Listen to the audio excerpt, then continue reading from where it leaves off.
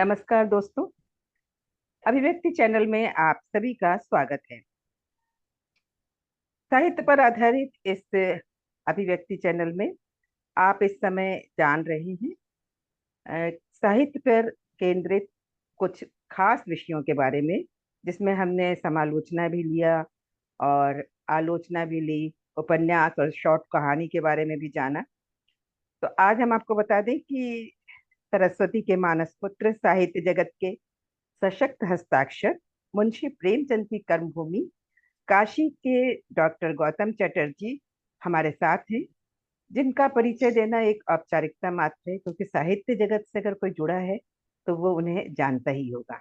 तो आइए साहित्य जगत के इन साहित्य साधक साहित्यकार डॉक्टर गौतम चटर्जी का इस अंक में स्वागत करें। डॉक्टर गौतम चटर्जी, आपका स्वागत है इस अंक में।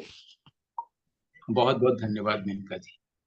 और हम अपने दर्शकों को बता दें, अपने मित्रों को बता दें अभिव्यक्ति चैनल के, कि जो हम बात कर रहे थे समालोचना आलोचना कैसे लिखी जाती है, तो उसी विषय से थोड़ा सा कहा जाए कि अलग होकर, हालांकि साहित्य तो सब एक दूसरे से जुड़े हुए हैं, लेकिन एक बात जो मेरे जहन में आई वो ये थी कि अगर कोई कवि कहानी लिखता है, कविता लिखता है, तो वो आइडिया कहाँ से आता है, वो विचार कहाँ से आते हैं।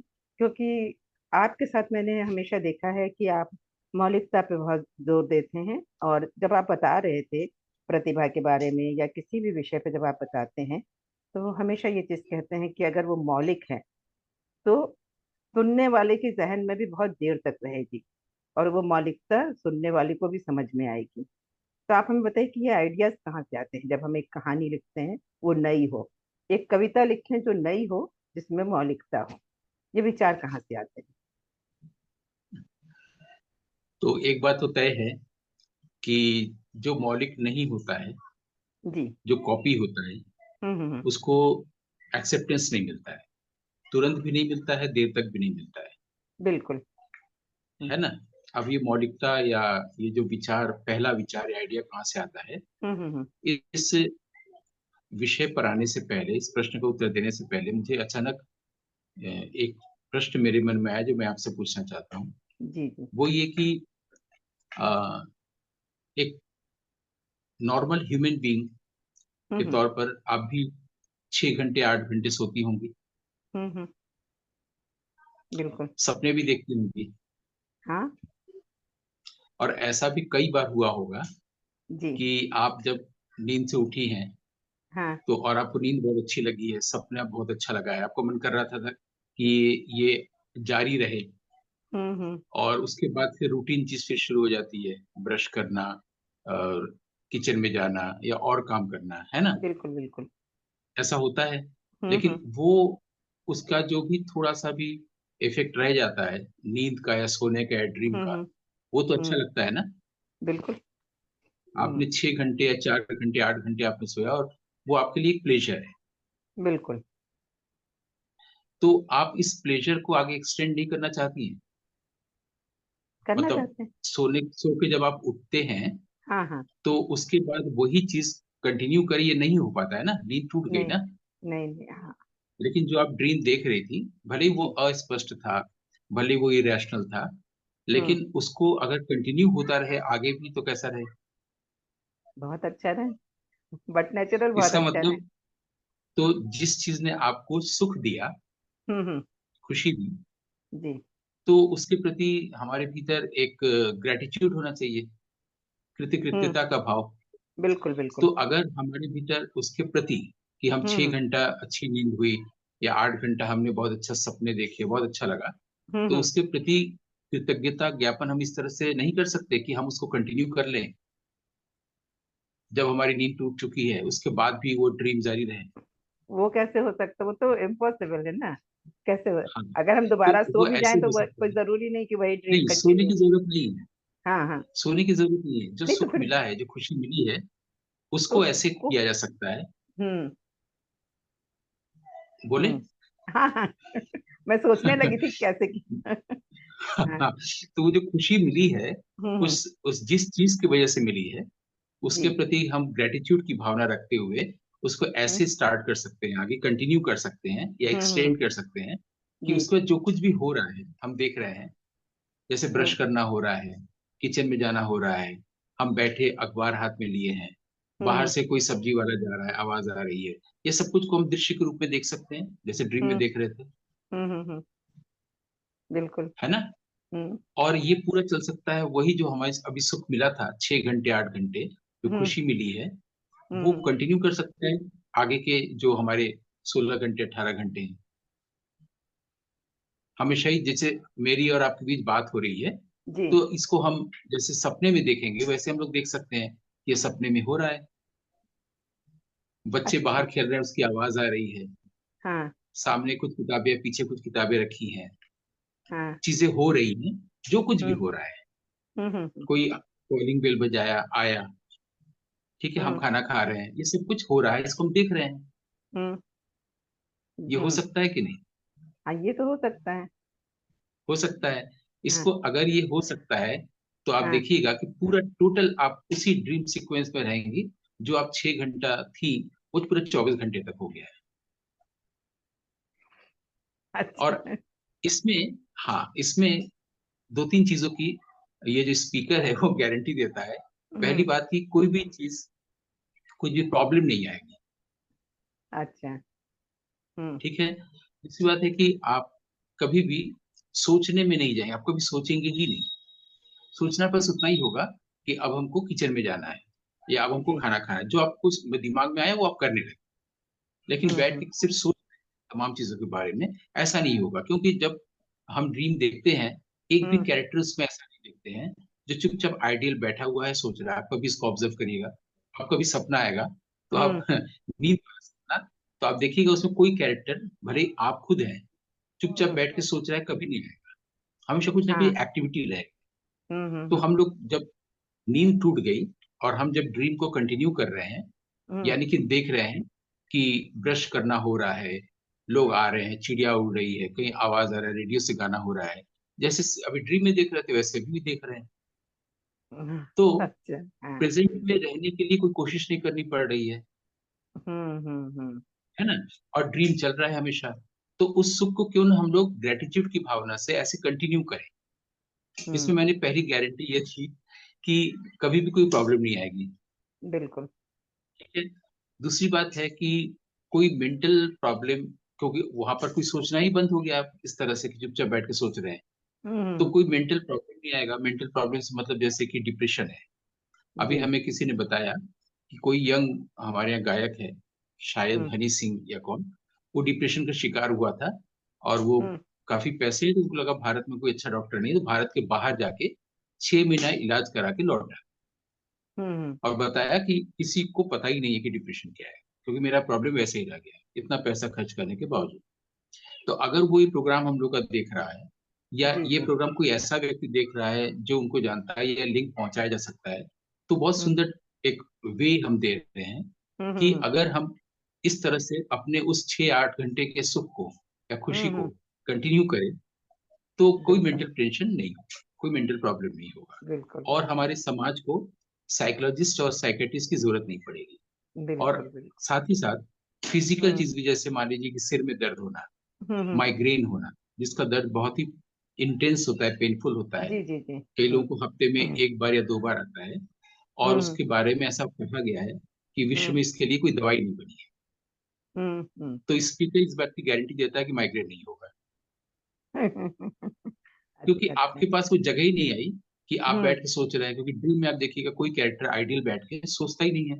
हम्म आपके दिमाग में आया कि अब हमको रिकॉर्डिंग करनी है, रिकॉर्डिंग के बाद वहां जाना है, चीजें हो रही हैं, हम देख रहे हैं। इवन कोई किसी ने ऐसा बोला जो पहले हम्म इरिटेटिंग लगता था, आप देख रहे हैं कि वो बोलता है, बोल रहा है, उसको भी आप देख रहे हैं, हाँ। इरिटेशन भी नहीं होगा, क्योंकि ड्रीम बिल्कुल। में चल रहा है सब कुछ ना। तो हम्म सब कुछ, अगर हम लोग ड्रीम जैसा ड्रीम स्टेट को कंटिन्यू कर सके, तो एक दूसरे तरह का जीवन होता हम्म है ना। और इसी बिल्कुल। जीवन में से ऑब्जर्वेशन होता है। अब हम्म हमारे यहाँ जो रामायण महाभारत साहित्य काव्य लिखा गया है, हम्म वेद के बाद, वेद में तो ज्ञान है, वेद का मतलब ही ज्ञान है, लेकिन जी। जो लिटरेरी एस्पेक्ट है, हम्म वेद की पहली कविता है हमारी इस पृथ्वी की, लेकिन हम्म जो लिटरेरी एस्पेक्ट है, कहानी कविता के तौर पर जिसको हम्म काव्य कहा गया या जी जी। महाकाव्य कहा गया, उसमें हम्म, एक और रामायण महाभारत के तरह का ग्रंथ है, उसका नाम है योग वासिष्ठ। अच्छा, योग वशिष्ठ, हाँ। हाँ, हम्म। तो वशिष्ठ मुनि का नाम सुने, विश्वामित्र का नाम सुने हैं, वशिष्ठ लेकिन इस मतलब भगवान जो राम राम के को, गुरु, भगवान राम जी भगवान के राम गुरु। के गुरु, जी। हाँ, पहले राजकुमारों के या तमाम लोगों को हम्म। दो गुरुओं के पास ही भेजा जाता था। एक हम्म। ज्ञान प्राप्त करने जीवन का, तो उसके लिए जी। गुरु वशिष्ठ थे, और हम्म। दूसरा है कि अस्त्र शस्त्र के लिए जो गुरु विश्वामित्र थे। तो महाभारत में भी हम हम्म। लोग को दो अलग प्रकार के गुरु मिलते हैं, और रामायण में भी मिलते हैं। ये हम्म। बहुत सारे लोग जानते हैं इस बात को। तो हम्म। उससे क्या होता था कि जब रामचंद्र जी उनके पास गए हम्म। उस ज्ञान प्राप्त करने, तो उसमें एक खास तरीका था हम्म। ज्ञान देने का और ज्ञान प्राप्त करने का। वो ये था कि जी। जीवन के बारे में कोई भी प्रश्न जब राम करते थे अपने गुरु हम्म। से, तो गुरु जी उनको एक कहानी सुनाते थे। अच्छा। जैसे माया क्या है, तो एक कहानी सुना दी, ठीक है। अच्छा। जीवन क्या है, मृत्यु क्या है, सपना क्या है, प्रेम क्या है, हाँ। स्त्री पुरुष संबंध क्या है, जगत क्या है, वो एक कहानी हाँ। सुना रहे हैं। इससे जो पूरी ये ग्रंथ रचना तैयार हुई, इसका नाम है योग वासिष्ठ। होता अच्छा। क्या है कि हमारे संस्कृत भाषा में हम्म। तद्धित के अण प्रत्यय से जब दो शब्द एक हो जाते हैं, संधि नहीं हम्म। कहते हैं इसको, हम्म। तद्धित एक हमारी उसका व्याकरण का ही एक बहुत बड़ा टर्म है, तद्धित। हम्म। कारक समास होता है ना, तो हम्म। उसमें क्या होता है कि जैसे योग और वशिष्ठ मिल गया, तो हम्म। व की जगह पर वाह हो जाएगा। जैसे सर्वजन है, वो हम्म। सार्वजनिक हो जाता है। तो गुरु इसका नाम हुआ ग्रंथ का योग हम्म। वासिष्ठ। अच्छा। हम्म। सामान्य भाषा में इसको महारामायण भी कहा गया है। अच्छा। और ये काफी वॉल्यूमिनस है, मैग्नम ओपस है। वॉल्यूमिनस है माने अगर इसको गीता प्रेस ने भी छापा है, तो दो हम्म। मोटे मोटे बड़े आकार के दो भाग में है। इतना है ज्ञान जो अरे वशिष्ठ वाह। मुनि ने राम को दिया। तो अच्छा। इतना ज्यादा है प्रचुर ज्ञान, जो हम्म। सबसे ज्यादा हमारे देश में और विश्व में अल्प पठित है। हाँ, लोग ये बात तो अधिक से सही अधिक है। रामायण महाभारत पढ़ते हैं, हम्म। तुलसीदास जी की मानस पढ़ते हैं, हम्म। लेकिन ये जो महारामायण है इसको नहीं पढ़ते। हाँ, इवन कि ठीक मुझे है। तो याद भी नहीं आता कि स्कूल टाइम में कभी किसी टीचर ने इसका नाम भी बताया हो। हाँ, और जीवन काल में भी कोई इसके बारे में बात ही नहीं हम्म। करता, क्योंकि भीड़ क्या करता है, एक चीज को जो बोलता है वो सब उसको रिपीट करते जाते हैं, रामायण महाभारत रामायण महाभारत, हम्म। जबकि इसको भी हमें जानना चाहिए। अब क्या है कि इसमें कभी हम लोग बात करेंगे कि एक एक कहानी में से किसी एक कहानी को हम आपको कभी सुनाएंगे, जी जी। लेकिन अ, हाँ, लेकिन इसका जो पूरे योग वासिष्ठ का सारांश है, अगर एक लाइन में कहा जाए, तो वो हम्म। ये है कि पूरा संसार जो है ये स्वप्न है। अच्छा। अच्छा। हाँ, सब कुछ सपना, जो कुछ भी घट रहा है वो सपना हम्म। है। हम अरे लोग वाह। नींद में जो देखते हैं इसको सपना कहते हैं, और नींद टूटने के बाद की चीजों को हम लोग जागतिक जगत कहते हैं।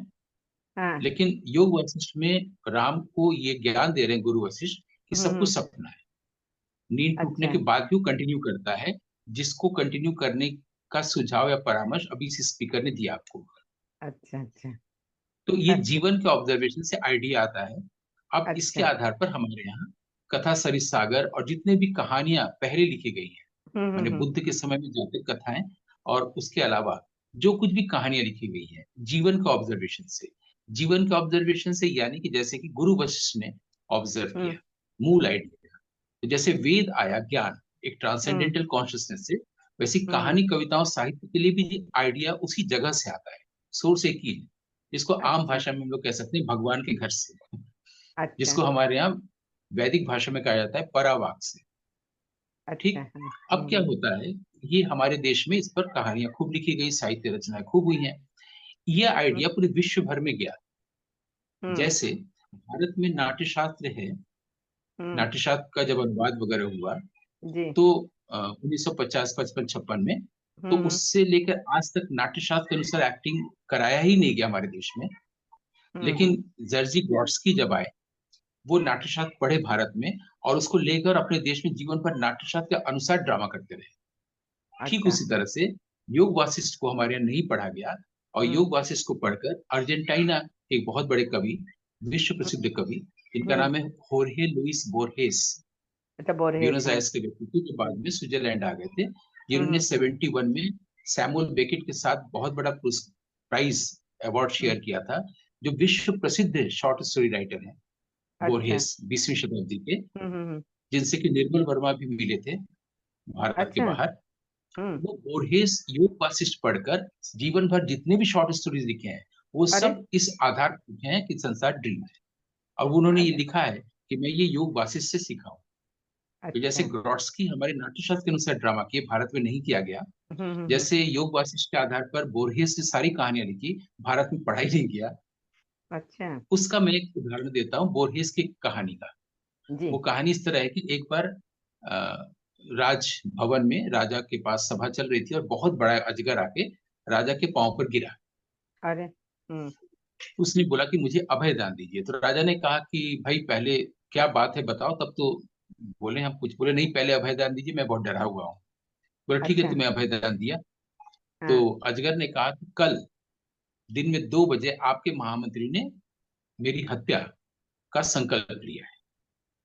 तो राजा ने कहा कि ठीक है, अब जब मैंने अभयदान दे दिया है तो निश्चिंत होकर तुम जाओ। हम्म। अजगर निश्चिंत होकर चला गया। अब हम्म। राजा ने क्या किया, अगले दिन हम्म। 12 बजे से ही अपने पार्क में, उद्यान में हम्म। महामंत्री को बुलाया और हम्म। चेस खेलने लगा। इसको उस जमाने में चौपड़ कहते हम्म। थे।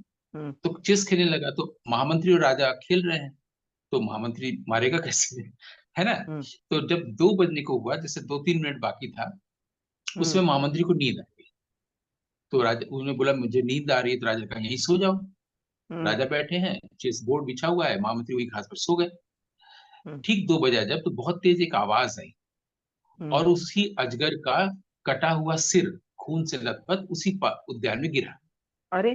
उस आवाज में। तो कैसे? राजा ने देखा, बोला कि ये अजगर तो ये वही है। उसकी हम्म। आवाज को सुन के महामंत्री भी जागा। हम्म। महामंत्री ने बोला कि क्या हुआ, ये आवाज कहाँ से आई। फिर बोला कि अरे, इसे तो मैंने अभी अभी सपने में मारा है। अरे। बस इतनी कहानी है। ये बोरेस अरे। की कहानी है, बेस्ड ऑन योग वासिष्ठ। आइडिया कहाँ से आता है, आपका जो प्रश्न है। अरे। क्योंकि जीवन में जो चल रहा है वही आगे भी जो चल रहा है। हम लोग जीवन और सपने को और जागतिक वर्ल्ड को, यानी कि वेकिंग स्टेट को, दो अलग अलग करके रखे है ना।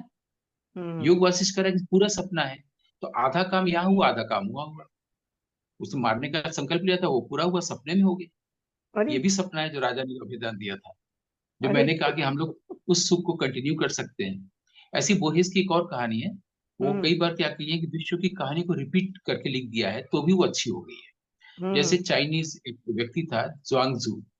हम्म। वो सपना देखा कि वो तितली हो गया है। जब वो जागा तो वो तय नहीं कर पा रहा था कि वो ज्वांगजू है जो तितली हो गया था, या वो तितली है जो ज्वांगजू को देख रहा है। अरे। ये कहानी है। तो अच्छा। ये जो ड्रीम और वेकिंग को मिलाकर जो कहानी लिखने का आइडिया पूरे हम्म। वर्ल्ड में सबसे पहले बोर्हेस ने लिया, योग वासिष्ठ से। अब आप उसके आगे देखिए, क्योंकि हम्म। भारत में मॉडर्न लिटरेचर हिंदी का, वो जी। हमारे सामने आता है मोहन राकेश, श्रीकांत वर्मा, निर्मल वर्मा, कुंवर नारायण। हम्म। उसके बाद मेरा प्रस्ताव होता है कि इसके बाद की जनरेशन को मत पढ़िए। क्यों कहता हूँ अब मैं बताने जा रहा हूँ। जी। वो ये हुआ कि हम्म। बोर्हेस की रचनाओं से विश्व प्रभावित हुआ, हम्म। भारतीय युवा लेखक भी प्रभावित हुए। अब युवा लेखक एक कहानी लिखता है भारत का, वो हम्म। मैं सुनाने जा रहा हूँ। वो ये जी। है कि एक युवक है, वो अपनी हम्म। प्रियतमा से मिलकर के बात कर रहा है कि हम लोग शादी करेंगे, तो बेटा हुआ तो उसका नाम ये रखेंगे, बेटी हुई तो ये नाम रखेंगे। हम्म। प्रियतमा कह रही है कि तुम हमेशा विदेशी नाम ही सोचते हो। बहरहाल हम्म। मिल के वो शाम को अपने हॉस्टल लौटता है। हम्म। हॉस्टल जब लौटता है तो उसको कुछ 3-4 लोग आकर उसको कमरे में काफी थ्रेटन करते हैं, काफी कुछ बोलते हम्म। हैं, मेरे पास पैसा वैसा नहीं है, मेरे पास जेब में सिर्फ एक कविता है, हम्म। मैं पढ़ूं। तो बोला नहीं, तुम नहीं, हम लोग पढ़ेंगे। और हम्म। बोला कि ये जिसके लिए तुमने कविता लिखी उसको एड्रेस दो। और एड्रेस लेकर के वो लोग चले जाते हैं, उसको कमरे में बंद कर देते हैं। हम्म। अब वो डर गया है, बोला, वो कहे कि हम लोग जाएंगे और वहां पर जो तुम्हारी पत्नी या प्रेमिका जो भी है, जी जो जी। कुछ भी हम लोग करें, फिर आगे तुम्हारी हत्या करेंगे। तो हम्म। ये सोचता है कि जब मेरी हत्या होनी ही है, मैं इतना डरा हम्म। हुआ हूं, तो थोड़ी देर सो जाते हैं। हम्म। जब सोया रहता है तब तक नॉक होता है, वो लोग लौट आए हैं और आके हम्म। दिखाते हैं कि उसकी जो बच्ची है हम्म। उसको उन लोगों ने मार डाला है। और ये बोलता है अभी तो बच्ची। मैंने सपने में उस बच्ची की पुकार, हाँ मतलब शादी भी हो गई, बच्ची भी हो गई, वही हाँ। ड्रीम है ना। अच्छा अच्छा। तो हाँ। अब इसने सपने में ये ड्रीम, ये तो उस वेकिंग में हुआ है, जो वो लोग हाँ। आए हैं। कि हम्म। तूने गलत लड़की का पता क्यों दे दिया था, तुम अपने पड़ोस का। हम लोग वहां पहुंच गए थे, बाद में हमने देखा कि एल्बम में ये है। और ये बोला कि मैं अभी सपने में देखा कि मेरी बच्ची मुझे पुकार रही है, बचाओ बचाओ। हम्म। उसमें एल्बम के फोटोग्राफ में एक नहीं है। ऐसे कहानी खत्म होती है। यानी हम्म। पूरी तरह से बोरहेस को कॉपी किया गया, हम्म। हमारे यहाँ के युवा लेखक थे। और उससे वो ये भूल गया कि वेकिंग और ड्रीम को मिलाने में वो कुछ गड़बड़ कर दे रहा है, ब्लंडर कर रहा है। वो ये कि जब मृत्यु भय किसी को आती है तो उसको नींद आएगी ही नहीं। हाँ, सही लेकिन बात चूंकि है। उसको इस फॉर्मेट की चोरी करनी थी, हम्म। इसलिए उसने पूरा फॉर्मेट ले लिया कि हम आधी बात दिखाएंगे ड्रीम में, आधी बात दिखाएंगे वेकिंग में, हम्म। क्योंकि वो प्रभावित है बोर्हेस से। हम्म। और वो इस तरह से रचना करता है, और चूंकि कॉपी है इसलिए हमारे भारतवर्ष में लोगों ने उसको एक्सेप्ट ही नहीं किया। कहानी का हम्म। नाम शायद सुदेशना है, और मैंने ये हम्म। करीब 35-40 साल पहले पढ़ी। तो मैंने शुरू में ही बोला था कि ये जो हम्म। मौलिकता है उसको लोग एक्सेप्ट करते हैं, कॉपी करने को लोग एक्सेप्ट ही नहीं करते हैं। जी जी। मतलब जैसे ही शुरू के दिनों में राहुल दी बर्मन जब गाना बनाते थे, हम्म। सब लोग कहते थे कि जरूर बर्मन दादा ने बनाया होगा, नाम पंचम हो रहा है। तो उनको बहुत खराब लगता था। तो हम्म। उन्होंने फिर बहुत मुश्किल किया, बहुत जद्दोजहद किया, फिर अपना एक ओरिजिनल सिग्नेचर लेके वो आए। और हम्म। पूरी दुनिया मान ली कि ये उनका सिग्नेचर है, जो दूसरे म्यूजिक डायरेक्टर्स का नहीं है।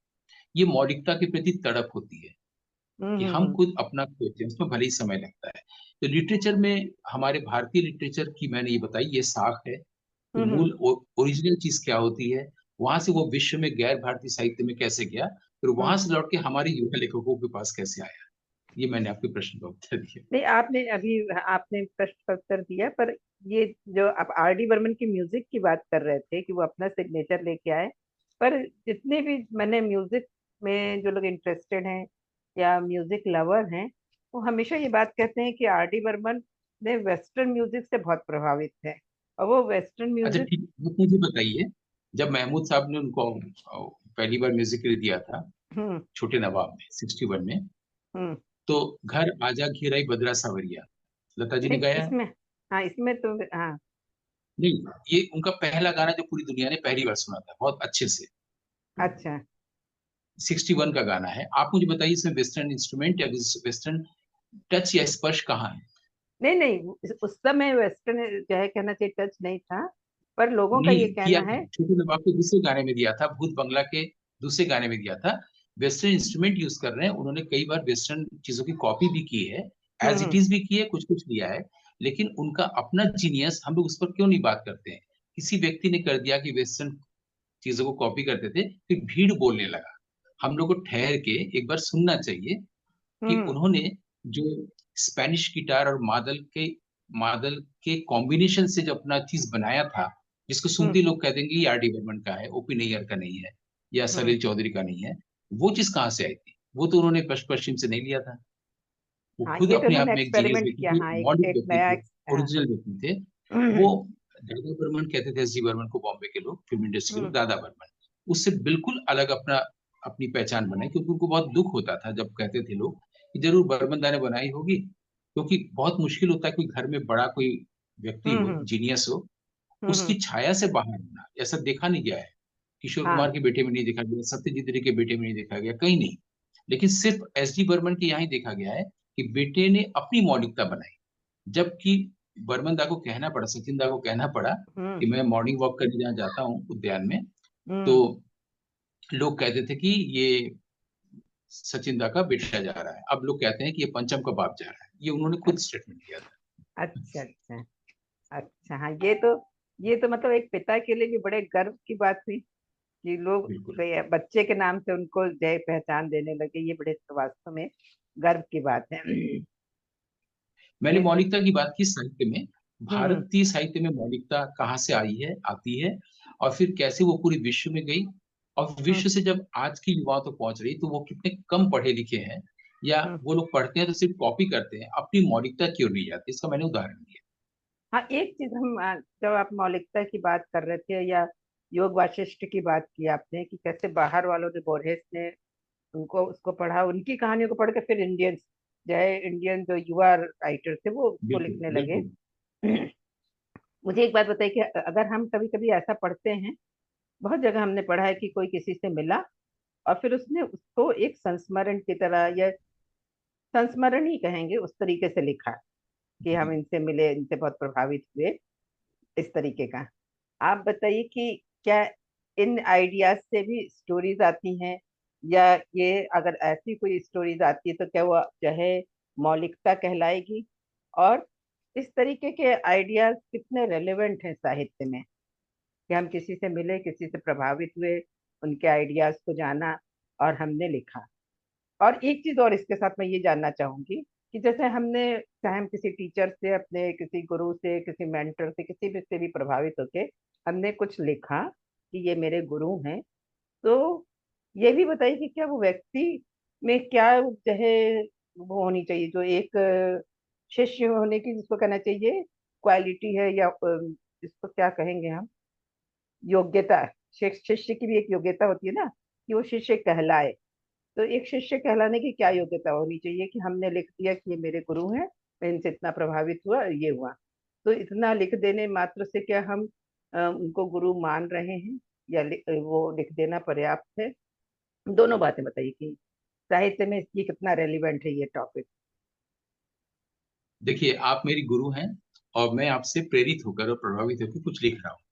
जी। तो अगर मैं लिख रहा हूँ, तो जो आपकी आइडियाज हैं उसको मैंने अपने पास स्टोर किया है ना। हम्म। ठीक है। तो होना मैं चाहिए निर्मल स्टोर, हाँ। वर्मा से मिला। हम्म। मैं निर्मल वर्मा से मिला। हम्म। निर्मल जी ने जो मुझे कहा उसको मैंने अपने पास रखा। कुंवर हम्म। नारायण जी से मिला, उनकी बातें अपने पास रखी। तो उनकी बातों को मैं कलेक्ट करता हुआ हूं ना। जी। मेरी अपनी बात कहाँ है? कुंवर हम्म। नारायण ने अपने जीवन को ऑब्जर्व किया, निर्मल वर्मा ने अपने जीवन को ऑब्जर्व किया, श्रीकांत वर्मा, मोहन राकेश ने अपने जीवन को ऑब्जर्व किया। हम्म। वशिष्ठ और राम की बातों को इससे पता चलता है कि जिस ऋषि ने इसको लिखा है, हम्म। यानी कि व्यास ने, वेद व्यास जी ने, हम्म। उन्होंने, मतलब हम लोग कहते हैं ना कि सारी चीजों को कंपाइल किया बाद में। पहले वाल्मीकि ने रामायण लिखा था, फिर वेद व्यास जी ने महाभारत लिखा, लेकिन फिर हम्म। बाद में सब चीजों को कंपाइल कर भी किया गया था। हाँ। तो जिसने इसको लिखा है वो व्यक्ति ऑब्जर्व कर रहा है लाइफ को ना। जी। जैसे हमारे यहाँ उपनिषद है, कठोपनिषद, उसमें नचिकेता की कहानी है कि कैसे हम्म। पिता ने उसको कहा कि मैं तुम्हें मृत्यु को दे दूंगा, और मृत्यु से मिलने चला गया, मृत्यु के हम्म। देवता के पास। अब वो हम्म। 3 दिन तक वो भूखा प्यासा वेट करता रहा, वो कहीं गए हुए थे जो मृत्यु के देवता हैं। लौट के हम्म। यहाँ तुमको लगा कि लोग उनसे भागते हैं, ये 3 दिन मेरी प्रतीक्षा किया है। उसने कहा हम्म। 3 वरदान मैं तुम्हें देता हूँ, तो हम्म। कोई भी 3 वरदान मांग लो। अभी कहानी है आगे। अभी हम्म। कहानी आई कहाँ से? जो ऋषि लिख रहा है, क्योंकि उसने हम्म। लाइफ को ऑब्जर्व किया है। लाइफ फिलोसॉफिकल लेवल पर लाइफ को ऑब्जर्व किया। जैसे कि मैंने पहले ही कहा था, भारत हम्म। में जो कवि है वो ऋषि है। Hmm. Poet is a seer who sees visions. Vision जो है वो आइडिया है। जी। जी। तो वो किसी से मिल के, किसी की बात, किसी किताब को पढ़ के नहीं होता है। हम्म। ये है कि नहीं? इसीलिए कवि को सीयर कहा गया। कथाकार या कवि सीयर है। सीयर हम्म। होगा तो उसका विजन आएगा, विजन आएगा तो उसका मूल आइडिया होगा। बिल्कुल उसको बिल्कुल। किसी गुरु की जरूरत नहीं पड़ेगी। राम को अपनी बात कहने के लिए योग वशिष्ठ या मुनि वशिष्ठ की बात को दोहराना नहीं है। उसको जीवन में महसूस करेंगे, फिर उन वहां से जो चीज इमर्ज करेगी वो उसको कहेंगे। नहीं तो कहेंगे ऐसा गुरु वशिष्ठ ने कहा। जैसा कि ये स्पीकर भी अक्सर बोलता रहता है कि ऐसा अभिनव गुप्त ने कहा है, ऐसा वामन ने कहा है, ऐसा हम्म। आचार्य दंडी ने कहा है, ऐसा राजशेखर ने कहा है। कोटेबल कोट्स होता है ना। हम्म। लेकिन जब हम हमारे पास मौलिकता आती है, फिर हम कोट करना बंद कर देते हैं। जब हम्म। तक हमारे पास अपनी बात नहीं होती, तब तक लोग कहते हैं ऐसा विवेकानंद जी ने कहा है, ऐसा गांधी जी ने कहा है। लेकिन हम्म। एक लेखक की मेच्योरिटी इसमें आती है कि वो उसकी अपनी बात आई कि नहीं, अब वो कोट करना बंद किया कि नहीं। जैसे हम्म। दोस्तोवस्की कोई नॉवेल लिख रहे हैं तो कोट जी। नहीं कर रहे हैं, चेखव लिख रहे हैं तो टॉलस्टॉय को कोट नहीं कर रहे हैं। इसलिए जी। हमारे यहाँ ये भी कहा गया है कि जो कवि होता है, कवि हम बार बार डिफाइन कर दे रहे हैं कि वो सीयर होता है, वो कथाकार होता है। तो वो जब उसके लिए प्रतिभा की जरूरत होती है, और जिसके हम्म। पास प्रतिभा नहीं होती है, वो गुरु के पास जाकर के शास्त्र पढ़ सकता है, निबंध लिख सकता है। माने एक मूर्ख व्यक्ति भी ऐसा भामह कह रहे हैं अपना हम्म। काव्यालंकार में, ग्रंथ हम्म। में, कि प्रतिभा किसी किसी को दी नहीं जा सकती है, प्रतिभा किसी को सिखाई नहीं जा सकती है। लेकिन जिसके पास प्रतिभा नहीं है, ऐसे मूर्ख व्यक्ति को भी गुरु के आश्रय से शास्त्र पढ़ाया जा सकता है। बताया जा सकता है कि अच्छा। देखो, योग वासिष्ठ एक चीज है, बोरहेस एक चीज है, ग्रॉड्सकी कोई व्यक्ति हुआ है, आर डी बर्मन को कोई चीज हुआ है। आपके पास इंफॉर्मेशन रहेंगे, उसको लेकर आप निबंध लिख सकते हैं। कि चॉम्स्की कौन है, डेरिडा कौन है, ये लोग जो पोस्ट मॉडर्निस्ट हैं वो कौन है। ये सब चीजों को आप बोल सकते हैं। लेकिन अगर कोई आपके सामने ऐसा व्यक्ति बोल रहा है कि डेरिडा ने एक किताब लिखी है ऑफ ग्रामेटोलॉजी, आप अगर बोली कि उसमें क्या लिखा है उन्होंने, वो नहीं बोल पाएगा। वो हम्म, पढ़ने गया ही नहीं है, समझने गया ही नहीं। उससे बिल्कुल। कोई प्रेमचंद हिंदी में लेखक हुए हैं, प्रेमचंद ने इस स्पिरिचुअलिटी पर कौन सी कहानी लिखी है, नहीं बता पाएगा। प्रेम पर कौन सी कहानी लिखी है, नहीं बता पाएगा। उस वो नाम जानता है कि विश्व में ये लोग हुए हैं, इस व्यक्ति को ऐसा मिला है, उसको वो प्राइज मिला है, ब्रेसो ने ये फिल्म बनाई है, ब्रेसो ने उस फिल्म में क्या कहा है, नहीं बता पाएगा, क्योंकि वो उसके डेप्थ में नहीं गया है। तो जो मूर्ख व्यक्ति होता है वो गुरु के आश्रय से शास्त्रों को पढ़ लेता है, सूचनाओं को हम्म, एकत्र कर लेता है, बाहरी ज्ञान ले लेता है, लेकिन उसके पास प्रतिभा नहीं होने से कोई मौलिकता नहीं। हम्म। नहीं तो जैसे हमने आपसे पूछा था कि संस्मरण जैसे हम लिखते हैं किसी से मिले, तो वो तो मौलिक हो सकता है, क्योंकि हमें मिलने पे जो अनुभव हुआ वो हमने लिखा। लिखा, लेकिन आपको ये हम्म। जानना चाहिए कि आप उस तरह का अनुभव इससे पहले लिखा नहीं गया, ये आप कैसे जाने। हाँ। जैसे मैं आपको छोटी सी नहीं। कहानी फिर सुनाई दो, हम्म। कितना समय है हम लोग के पास अभी, 2 मिनट 5 मिनट? 2 मिनट। नहीं तो अब कहानी अगली बार सुनाएंगे योग वासिष्ठ बिल्कुल। से। लेकिन अभी फिलहाल ये कह सकते हैं कि लाइव ऑब्जर्वेशन, जैसे कि मैंने, मान लीजिए कि मैं वशिष्ठ हूँ और आप राम हैं, मैंने जी। आपको देखना बत सिखाया कि जो आप 8 घंटे का सुख ले रहे हैं उसको आप कंटिन्यू कर सकते हैं ऐसे। हम्म। उसके लिए मैंने गारंटी भी दी कि माइग्रेन नहीं होगा, सिर दर्द नहीं होगा, आपको कोई प्रॉब्लम नहीं आएगा, और कोई मेंटल प्रॉब्लम नहीं हुआ। दुनिया में साइकेट्रिस्ट रहेंगे ही नहीं, उनकी नौकरी गई, हम्म, साइकोलॉजिस्ट की नौकरी गई। खाली आप ड्रीम को कंटिन्यू कर दीजिए, जो सुख आपको 6 घंटा मिला है उसके प्रति ग्रेटिट्यूड की भावना लाते हुए इसको 24 घंटे में एक्सटेंड कर दीजिए। तो आप प्रेजेंट मोमेंट में हमेशा रहेंगे, हमेशा एक्टिविटी रहेगी, और आपको सोचने के लिए मौका ही नहीं मिलेगा। जैसे आप सोचने लगेंगे, आप ड्रीम टूट गया आपका, क्या बात सुख खत्म हो जाएगा। क्या ये मैंने बात है। बताया जो, ये हम्म। दृष्टि दी ना, तो ऐसी वशिष्ठ ने राम को दृष्टि दी। अब उनके बिल्कुल पास उनके विजन्स अपने अपने आएंगे, राम के अपने विजन्स हैं। बिल्कुल बिल्कुल। बहुत अच्छी बात। तो दर्शकों, ये एक बहुत सुखद ड्रीम हम कंटिन्यू कर रहे थे जिसमें आप हमें देख रहे थे, और काशी के साहित्यकार डॉक्टर गौतम चटर्जी जी को देख रहे थे।